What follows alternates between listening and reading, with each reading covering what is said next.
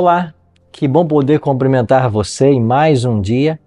Está começando o programa Primeiro Deus, esse programa que todos os dias abre a palavra de Deus para trazer o alimento espiritual para aqueles que necessitam. Lembra de Jesus, no seu ensino em Mateus 6,33? Buscai, pois, em primeiro lugar o reino de Deus e a sua justiça, e todas as coisas vos serão acrescentadas. Esta semana, estamos estudando sobre encontros de Jesus. E hoje vamos estudar o encontro do jovem rico com Cristo e todas as lições espirituais que podemos extrair dessa história. Por isso, fica aí conectado com a gente, porque o programa de hoje está imperdível. Bem-vindo ao nosso Momento da Saúde aqui no programa Primeiro Deus. Nós somos o templo do Espírito Santo. Nosso corpo é templo para a habitação do Espírito Santo. E Deus quer habitar num corpo saudável. É por isso que nós temos esse quadro todos os dias, onde trazemos um especialista para conversar um pouquinho sobre saúde aqui no nosso Desjejum. Estamos recebendo essa semana o Dr. Joel Pereira, que é imunologista e alergista. Obrigado, Dr. Joel. Obrigado. Por seu tempo passar conosco esses programas aqui dessa semana, viu? Eu que agradeço, fico feliz. Imagino que a sua correria seja muito grande, né? Mas é muito bom ter você aqui para nos ajudar. Ele, além dessas especialidades, ele também teve um tempo nos Estados Unidos, né? Onde lá no Wildwood Lifestyle, você participou de atividades lá que voltadas para a questão o estilo de vida saudável, é isso? Sim, em Wildwood eles têm uma ala totalmente natural e uma ala alopática. Você escolhe como você quer ser tratado. Se você quiser ser tratado naturalmente, vai para a ala de todos os tipos de doença. E eu vi coisas incríveis, né? Eu já vi câncer de próstata, isso eu constatei, eu liguei para o paciente, eu peguei a biópsia e olhei e curou. Curou com o estilo de vida. Com o estilo de vida. Então, práticas tem coisas que não se explica pela medicina tradicional. Mas eu constatei, eu liguei porque eu queria ver, né? Nós médicos somos céticos. Alguns são bem céticos, né? É, nós somos céticos e alguns têm mais fé, outros menos fé, né? E eu tenho fé. E eu liguei para o paciente porque ele tratou e eu queria constatar e testemunhar isso no consultório para que as pessoas acreditassem no estilo de vida saudável.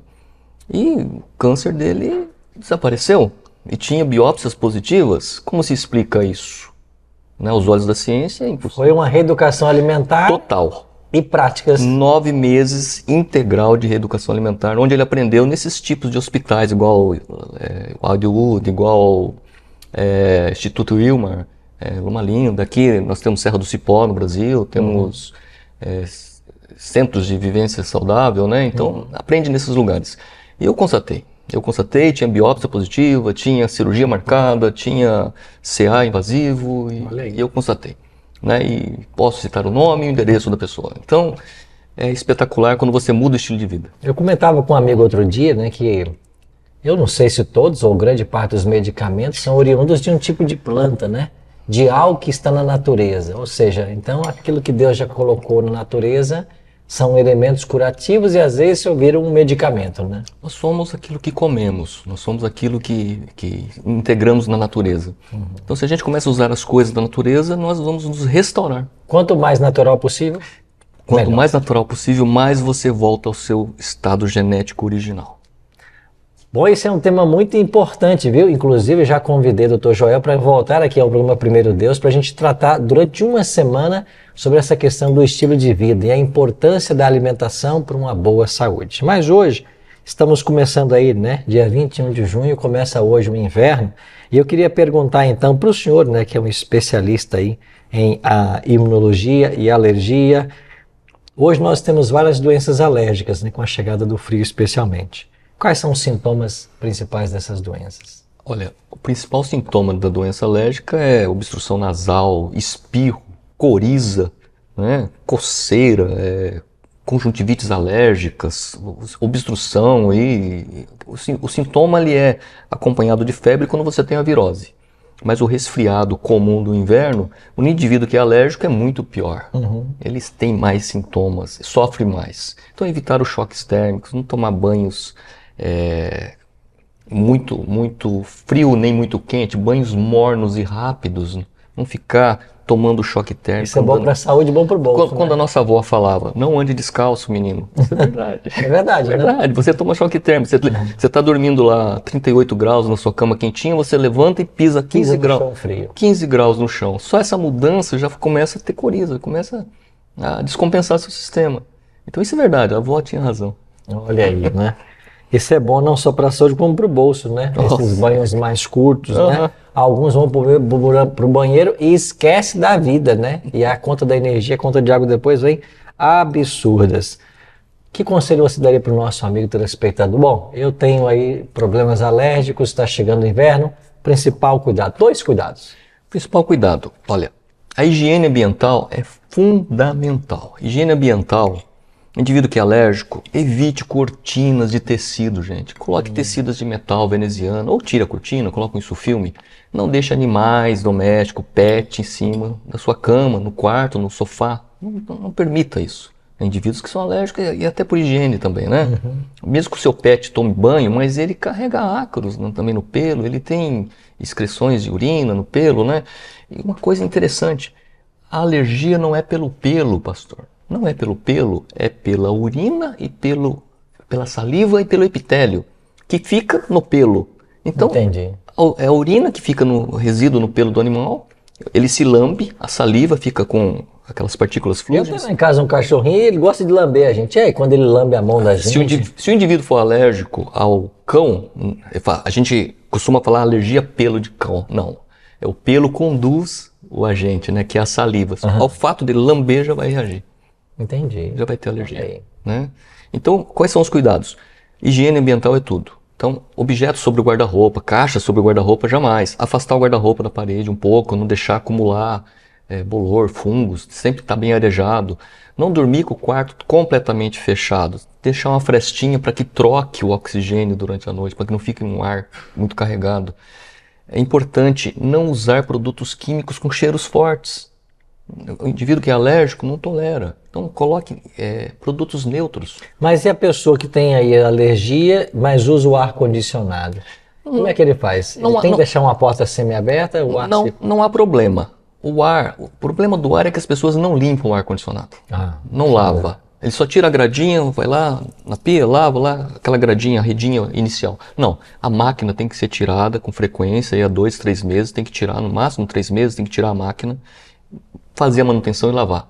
Dentro daquilo tem até jacaré, fica uma borra preta. Entendi. Então isso vai potencializar todo tipo de alergia. Aquilo ali acumula ácaro, acumula fungo, vira um meio de cultura. Fora bactérias, e o indivíduo que tem doenças pulmonares, ele fica mais suscetível a pegar uma infecção. Não pode. Tem que lavar o ar-condicionado.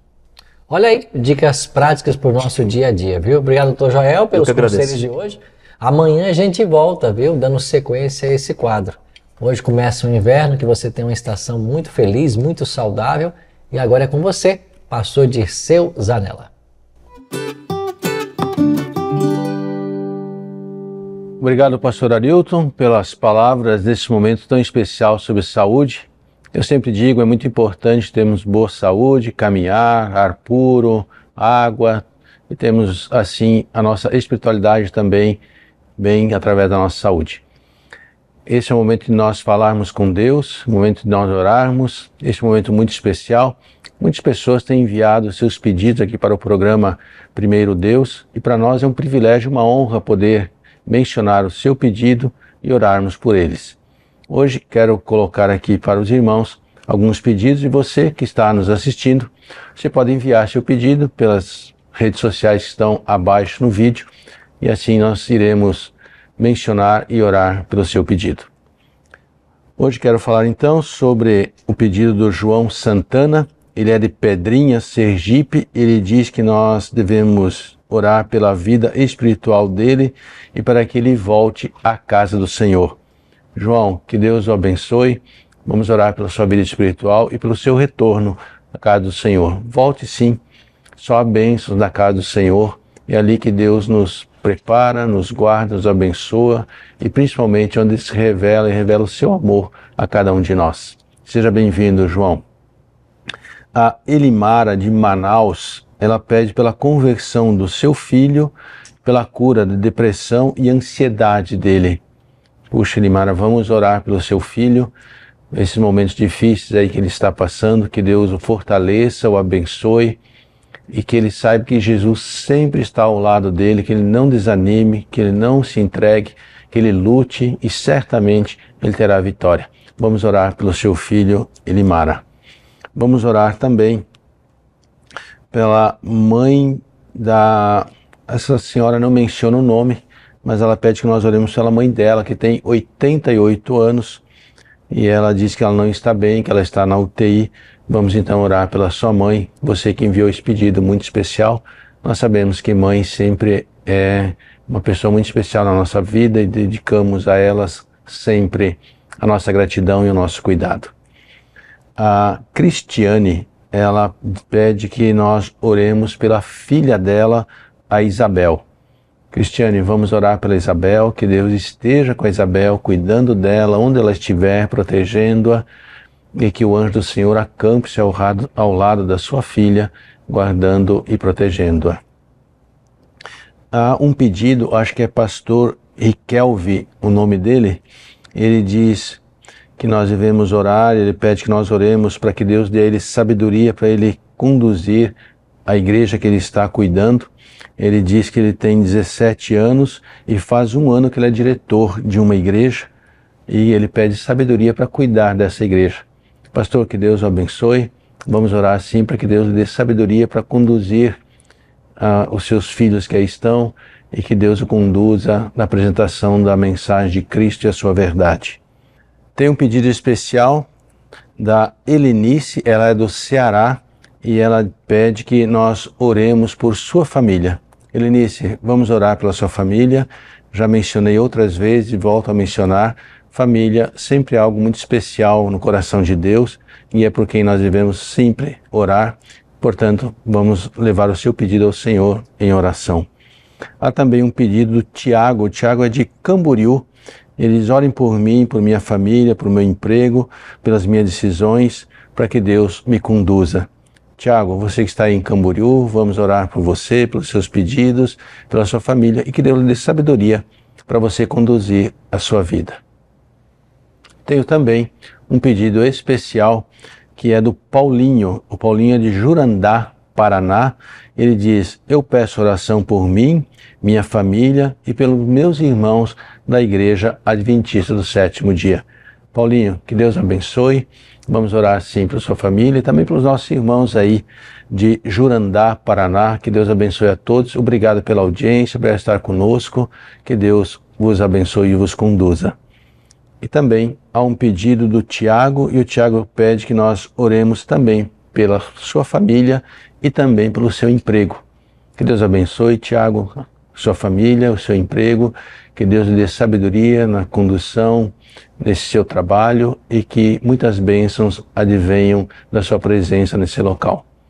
Nesse momento, antes de nós orarmos, eu quero ler uma passagem da Escritura, onde essa passagem me fala muito da certeza de que Deus sabe tudo sobre nós. É o Salmo 139, esse Salmo nos diz que por onde formos, Deus está lá. Ele chega a dizer assim: se eu subir aos céus, Deus está lá. Se eu fizer a minha cama no mais profundo abismo, Deus está lá. Ele diz: para onde me ausentarei da presença do Senhor? Portanto, onde nós estivermos, Deus está para ouvir a nossa oração. Que Deus abençoe você. Nesse momento eu vou me ajoelhar para orar e convido você, se você puder, onde você estiver, para orar, ajoelhar comigo para orar, ou se não, onde você estiver, curve sua fronte e vamos juntos orar ao Senhor.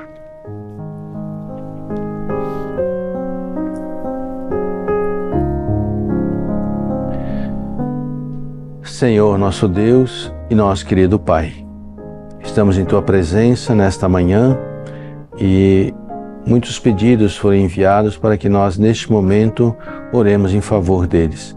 Quero interceder, Senhor, perante Ti, para que o Senhor derrame as Tuas bênçãos sobre as famílias, filhos, amigos que estão de saúde, para que o Senhor visite a cada uma dessas pessoas que foram mencionadas em seus trabalhos, em suas atividades, que o Teu Espírito seja derramado sobre elas, para que o Senhor conduza a vida de cada uma. Eu as entrego em Tuas mãos para os Teus cuidados, hoje e sempre, e nos dê uma semana abençoada em Tua presença, em nome de Jesus. Amém. Chegamos agora a um momento muito importante no programa Primeiro Deus, quando vamos abrir a Palavra de Deus para estudá-la. Esta semana estamos estudando sobre encontros de Jesus e a cada dia estamos estudando sobre um personagem. Que bom ter a sua companhia nesse momento, quando vamos abrir a Palavra de Deus. Eu sei que está bem cedinho, mas é muito bom ter você, ter a sua companhia, e saiba de uma coisa: não saia de casa nem um dia sem antes ouvir a voz do Senhor através da sua palavra. Hoje nós vamos estudar um pouquinho sobre o encontro do caminho. E o personagem que vamos estudar é o jovem rico. A Bíblia não apresenta um nome para esse jovem rico. Apenas diz que ele era um príncipe, que ele era um jovem rico. Nós sabemos que ele pertencia também a uma casta muito especial da sociedade judaica. Era dono de muitas propriedades. Bom, vamos ver o que o texto tem a nos dizer hoje? Mas antes de começarmos a ler a Bíblia Sagrada, como é o nosso hábito aqui, a gente sempre ora. E eu queria convidar você, se você puder, fechar os seus olhos e orar comigo também, pedindo a bênção do Senhor para o estudo da palavra. Ora comigo? Eterno Deus, nosso Pai, muito obrigado por esse momento em que nos reunimos para estudar a Tua palavra. Nós entendemos que todas as vezes que esse livro é aberto, é a Tua boca nos falando. Fala, Senhor Deus, no nosso coração mais uma vez e nos ajude a entender as verdades que o Senhor tem a nos revelar hoje. Oramos em nome de Jesus. Amém. Muito bem. Vamos então ao texto. Vamos ler hoje Marcos no capítulo 10, versos 17 a 22. Se você tem aí a sua Bíblia, quero aconselhar você a pegá-la e junto comigo poder ler esse texto e entender um pouquinho o que ela quer nos ensinar. O texto diz assim, Marcos 10, 17 a 22. E pondo-se Jesus a caminho, correu um homem ao seu encontro e, ajoelhando-se, perguntou-lhe: Bom mestre, que farei para herdar a vida eterna? Respondeu-lhe Jesus: Por que me chamas bom? Ninguém é bom senão um só, que é Deus. Sabes os mandamentos? Não matarás, não adulterarás, não furtarás, não dirás falso testemunho, não defraudarás ninguém, honra teu pai e tua mãe. Então ele respondeu: Mestre, tudo isso tenho observado desde a minha juventude. E Jesus, fitando-o, o amou e disse: Só uma coisa te falta. Vai, vende tudo o que tens, dá aos pobres e terás um tesouro no céu. Então vem e segue-me. Ele, porém, contrariado com esta palavra, retirou-se triste, porque era dono de muitas propriedades. Você acompanhou comigo o texto? Viu esse jovem rico que se aproximou de Jesus? Quando a gente lê todo o contexto, você voltando um pouquinho antes da história, você vai perceber que esse jovem testemunhou Jesus abençoando as criancinhas. Lembra desse episódio? Foi aquele momento em que as mães trouxeram suas crianças para que Jesus as tocasse, as abençoasse. De fato, era um costume entre os judeus que o rabi, que o professor, abençoasse as crianças. Agora, estas mães levaram as suas criancinhas até o Mestre Jesus, para que ele as abençoasse. Você lembra desse episódio? Acontece que quando estas mães chegaram com as crianças, os discípulos impediram as mães. Os discípulos achavam que o Mestre estava por demais ocupado para perder tempo com essas crianças. E então os discípulos rechaçaram as mães, mas Jesus, vendo a cena, logo disse: Olha, não, deixai vir a mim os pequeninos, não os embaraceis, dos tais é o reino dos céus.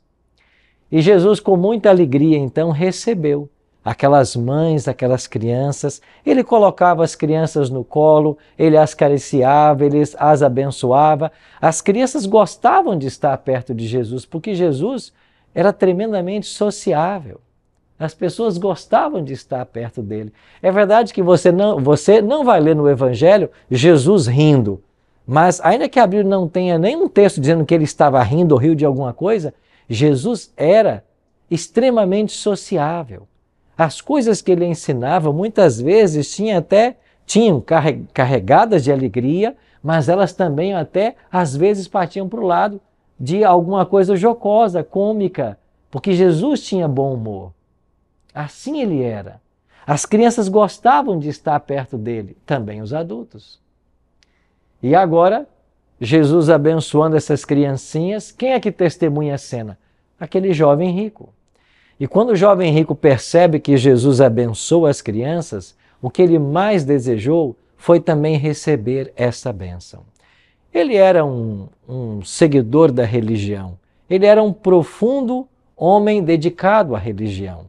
Ele vivia o seu cristianismo ou a sua religião com toda a intensidade que ele podia, mas ele sentia que faltava algo. Talvez o que faltava na vida dele era aquela bênção que as crianças estavam recebendo.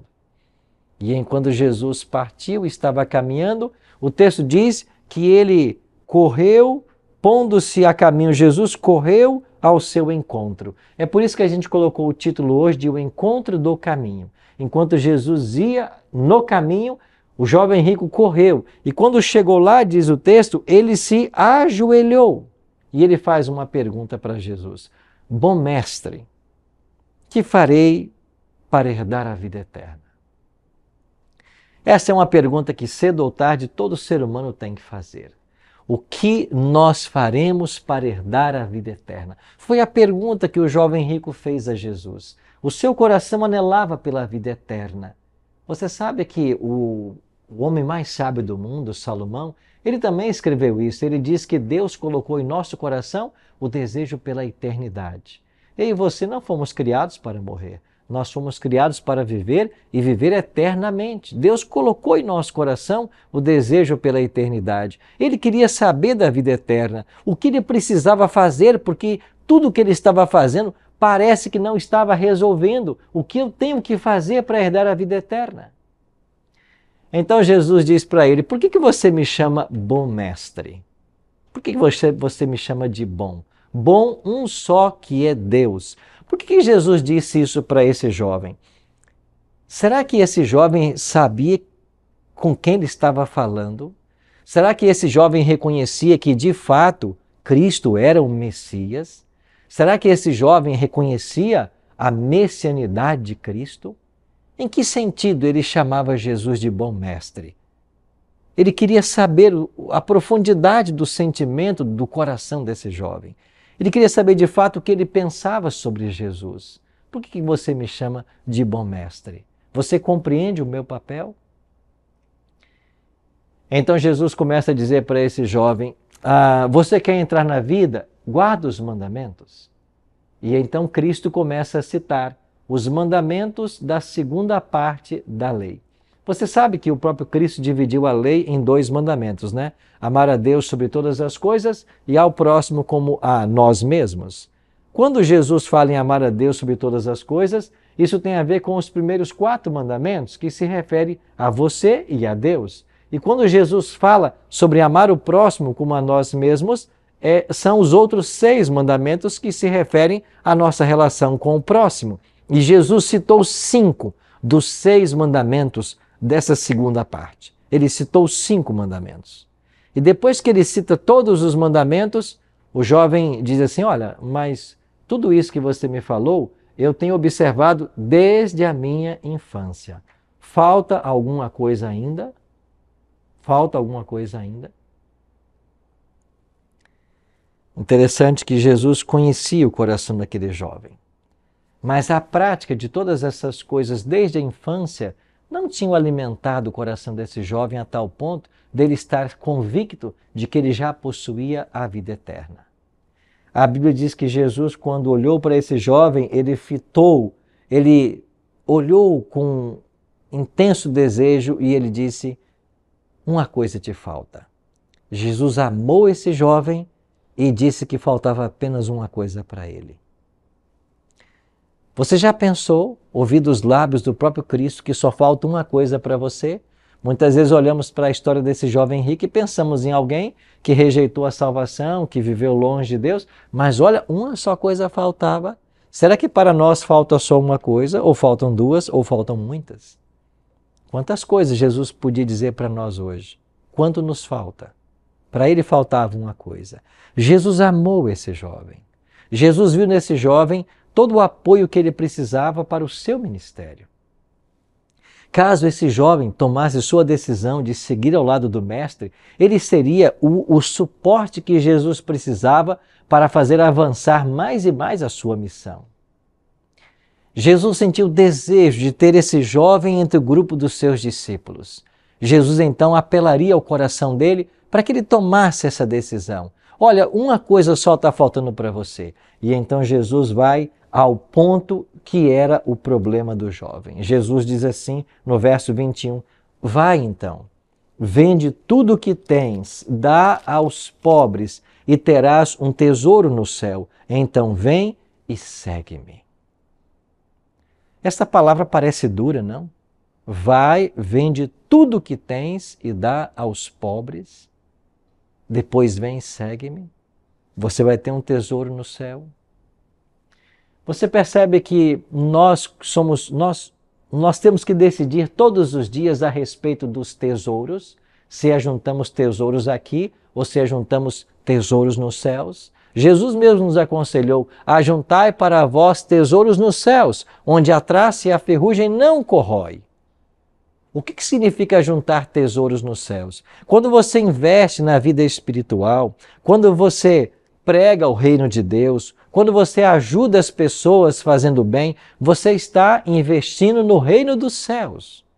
Quando você dá valor às coisas espirituais acima das coisas materiais, quando a sua vida está centrada em Deus, quando você gasta tempo lendo a palavra, tempo em oração, você está ajuntando nos tesouros dos céus.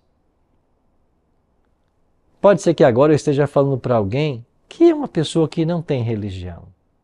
Você não tira muito tempo para ler a Bíblia. De fato, você nem tem uma Bíblia em casa. Mas você percebe que no seu coração, como no coração daquele jovem rico, parece que falta alguma coisa. Você já se sentiu assim? Talvez você já acumulou os bens que você precisava por toda a sua vida. Talvez a sua conta bancária ela esteja bem satisfatória. Talvez você tenha recursos financeiros para seus filhos, netos e bisnetos, mas não parece que algo falta ainda no seu coração? Você sente isso? Parece que algo falta? Esse era o problema do jovem rico. O que faltava na vida desse jovem? Uma coisa faltava para ele. Ele carecia do amor de Deus na alma. Esse era o problema do jovem rico. Ele carecia do amor de Deus na alma. Será que esse é o seu problema também? Talvez esse seja o meu problema. Nós carecemos do amor de Deus na alma. O que significa isso? Quando se tem o amor de Deus, nós olhamos o mundo com outros olhos. Nós olhamos para as pessoas com outros olhos. Nós entendemos de que esta vida que temos aqui é apenas um vestibular, onde nós estamos nos preparando para a vida futura, para a vida eterna. É verdade que muitas pessoas não acham que existe uma vida eterna futura, mas é isso que a palavra ensina.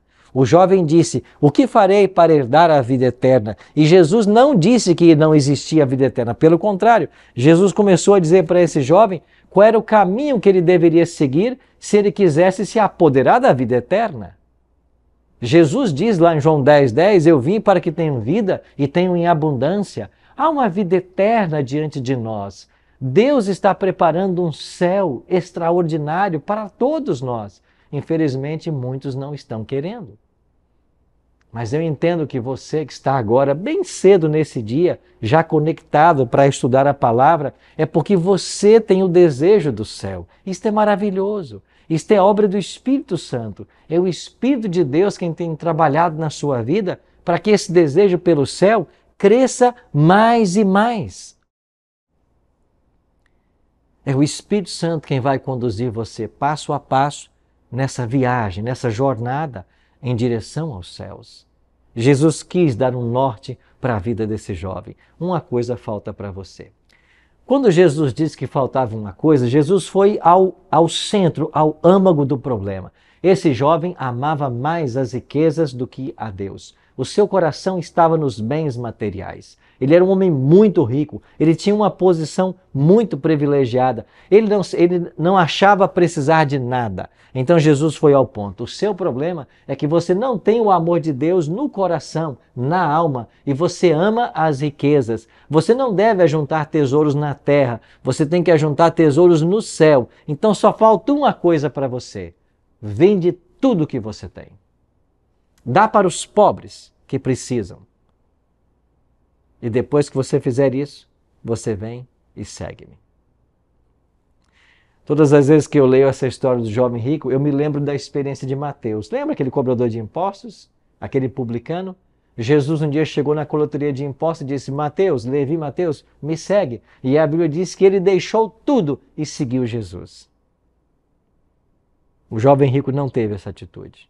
Ele começou a ponderar no preço que estava sendo cobrado a ele pelo discipulado. Vender tudo o que eu tenho? Desfazer-me de todos os bens que eu acumulei até agora? Sim, esse era o problema dele. Jesus queria resolver o problema. Pastor, é pecado ser rico? Não, não é pecado ser rico. O problema está em amar as riquezas mais do que a Deus. Aliás, eu queria ler para você, aqui na carta Tiago, no livro de Tiago, no capítulo 5, um conselho que Deus tem para os ricos. E olha o que Deus diz para os ricos aqui em Tiago 5, versos 1 a 3. Atendei agora, ricos. É uma mensagem de Deus para os ricos. Chorai, lamentando por causa das vossas desventuras que vos sobrevirão. As vossas riquezas estão corruptas e as vossas roupagens comidas de traça. E o vosso ouro e a vossa prata foram gastos de ferrugens, e a sua ferrugem há de ser por testemunho contra vós, que há de devorar como fogo as vossas carnes. Tesouros acumulastes nos últimos dias. O que Tiago está querendo dizer nesse texto? Ele não está querendo dizer que é pecado ser rico, porque vários servos de Deus na história bíblica foram pessoas muito ricas. Olhe para a história de Abraão, olhe para a história de Jó. Pessoas muito ricas. O problema é quando o nosso coração está nas riquezas. Jesus mesmo declarou de que é muito difícil um rico entrar no reino dos céus, porque muitos amam a riqueza. Mas Jesus também disse para os discípulos: mas nada é impossível para Deus. Então, é verdade que Deus pode trabalhar no coração da pessoa que é rica. Deus pode fazer com que o amor dele não esteja nas riquezas, mas esteja em Deus. E se você quiser ser leal ao Senhor, eu queria dar um conselho para você. Ao estudarmos esse livro, a Bíblia Sagrada, nós descobrimos de que todo o recurso que nós temos, toda a riqueza que você consegue acumular na vida, ela tem que servir a 3 propósitos. Isso tem que ficar muito claro na sua mente. Se você é uma pessoa rica, a riqueza que você tem, ela tem que servir a 3 propósitos muito claros. Primeiro, use os recursos que você tem para o bem-estar da sua família. Cuide bem da sua família. Dê tudo aquilo que é essencial para a boa saúde, para o desenvolvimento físico, mental, intelectual. Cuide bem da sua família. Esse é o primeiro ponto. Segundo, use a sua riqueza para abençoar aqueles que estão ao seu redor. O próximo. Quantos você puder abençoar. Terceiro, use as suas riquezas para fazer avançar o reino de Deus. Porque quando você coloca os teus recursos para fazer avançar a obra de Deus em salvar pessoas, você está literalmente ajuntando tesouros nos céus. Quem sabe o relato de Marcos que eu acabei de ler seja um dos mais tristes da Bíblia. Depois de Jesus fazer o apelo para esse jovem, a Bíblia termina o relato dizendo que esse jovem retirou-se triste porque era dono de muitas propriedades. Era uma pessoa muito rica. E a sua resposta não foi positiva.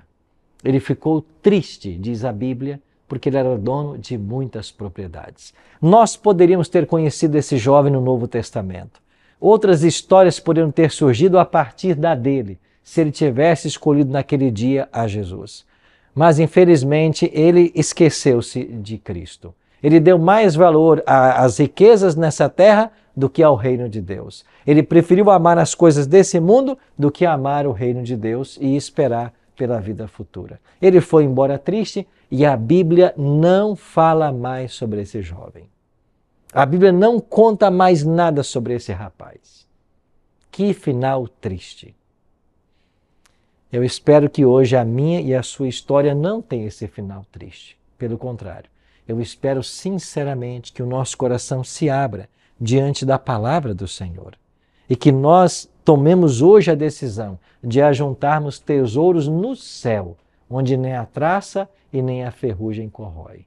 E se nós formos leais ao Senhor nessa terra, tanto no muito quanto no pouco, um dia Deus nos colocará no muito, porque Jesus prometeu, aquele que é fiel no pouco também será fiel no muito. E Deus vai honrar aqueles que o honram. Sabe que eu li outro dia uma história do pastor anglicano George Whitefield. Ele viveu no século XVIII e ele promoveu grandes reformas espirituais na Grã-Bretanha. Era um tremendo pregador da palavra de Deus. Era alguém que vivia para pregar a palavra. Ele viajava muito. Era conhecido como um mensageiro de Deus. Esse pastor, George Whitefield, era também conhecido por sua cortesia, por sua amabilidade, especialmente quando visitava pessoas. Sabia-se que quando ele visitava uma família, ele não ia embora sem conversar individualmente com cada membro da família, dando ali os seus conselhos espirituais e falando o que era necessário para que essas pessoas se preparassem para o reino de Deus. Isso acontecia em todas as suas visitas. Isso ficou conhecido por todas as pessoas. Em certo momento, esse pastor foi visitar um coronel, uma pessoa muito rica. Uma pessoa muito rica, com muitas posses, uma pessoa com uma posição na sociedade, uma pessoa muito querida. Quem sabe tudo que nós almejamos ser, esse coronel conseguiu. E ele tinha sua esposa, as filhas, morava numa bela casa. E um dia ele hospedou o pastor Whitefield, que ficou na casa dele por uma semana. E ele foi muito bem tratado. Essa família tratou muito bem a esse pastor. E ele ficava se perguntando, essa família é tão discreta, é uma família tão amável, eles têm valores tão especiais, o que eu posso dizer, que conselho eu poderia dar para eles? Eu acho que eles não precisam de mais nada, mas o Espírito de Deus foi impressionando o pastor Whitefield para que ele não deixasse de pregar o Evangelho para eles, para que ele não deixasse de falar da necessidade que eles tinham de aceitar Cristo e de se preparar para a vida eterna. Mas mesmo depois de períodos de oração, o pastor Whitefield não estava convencido de que ele deveria abordar essa família. Terminada aquela semana, o pastor agradeceu a hospedagem e ele partiu. Quando ele saiu, a senhora, a esposa do coronel, correu até o quarto onde George Whitefield havia se hospedado para ver ali o local onde estivera por uma semana o homem de Deus. E para sua surpresa, quando ela entrou no quarto, ela viu bem na janela, no vidro da janela, ele havia escrito no vidro da janela: uma só coisa te falta. O pastor Whitefield havia escrito isso. Ele havia se lembrado da experiência do jovem rico e havia escrito na janela: uma só coisa te falta. E quando aquela senhora viu estas palavras, ela correu, chamou suas filhas, chamou seu esposo e disse: venham até o quarto, vejam o que o homem de Deus escreveu para nós. Uma só coisa nos falta. E a família entendeu o recado. Ali mesmo, próximo à cama, onde George Whitefield havia dormido aquela semana, a família se ajoelhou. A família se ajoelhou e entregou seu coração a Jesus. Eles compreenderam o recado que o pastor Whitefield havia deixado. Uma só coisa te falta. O que é que falta para você hoje? Talvez o teu problema seja o problema do jovem rico. Você tem amado mais as riquezas do que a Deus. Talvez o seu problema não seja esse. Eu não sei qual é o seu problema. Mas o que falta para você? Como vai terminar a sua história? Será que você vai ignorar o convite de Cristo como fez o jovem rico e vai partir para o anonimato e nunca mais ser lembrado? Ou hoje você vai permitir que Deus trabalhe no seu coração e resolva aquilo que precisa ser resolvido? Uma só coisa te falta. O que falta para você? Eu estou falando agora com um homem que alcançou todo o sucesso que precisava na vida pessoal. Como você está com Deus? O seu coração é do Senhor Jesus. Você já entregou sua vida para Ele? Eu estou falando agora para uma mãe que já educou os filhos, tem a sua independência financeira, a família foi bem criada, as coisas caminham bem. O que falta para você? Como está a sua vida com o Senhor Jesus? O que está faltando? Eu estou falando agora para um jovem universitário. Você tem se dedicado aos estudos, tem buscado os teus sonhos, você até acha que a sua vida se resume a isso, mas você percebe que por mais dedicado que você seja, por mais sonhos que você esteja buscando, parece que falta alguma coisa. Uma coisa te falta. Sabe o que está faltando? É Cristo entronizado no coração. Porque se Jesus não estiver aí no trono do coração, Satanás vai estar. É isso mesmo. Ninguém pode servir a dois senhores, disse o próprio Cristo. E se ele não está no trono do coração, Satanás vai estar. No trono do viver, só existe lugar para um. Se você abre o seu coração para as riquezas, para os prazeres, para os passatempos, não sobra lugar para Jesus. Mas se você agora escolher abrir o teu coração e deixar que Jesus nele habite, tudo vai mudar. Um novo dia vai raiar para você. A sua vida será completamente transformada. Você vai entender o verdadeiro significado de estarmos aqui. E a sua vida assumirá novos contornos. Sua vida vai mudar radicalmente. Porque esse é o convite de Jesus. Ora comigo. Pai Celeste, muito obrigado porque toda a atenção e todo o amor que um dia o Senhor deu ao jovem rico, o Senhor nos dá agora, através da presença do Teu Espírito aqui ao nosso lado. Obrigado, Senhor, porque podemos sentir a atmosfera do céu, o desejo que o Senhor tem de nos salvar, de nos preparar para a eternidade. Que o nosso coração se abra agora, que Jesus entre nele e faça morada, que a nossa vida assuma um novo significado e que quando Jesus voltar em glória e majestade, nós possamos ouvir dos seus lábios: bem-estar, servo bom e fiel.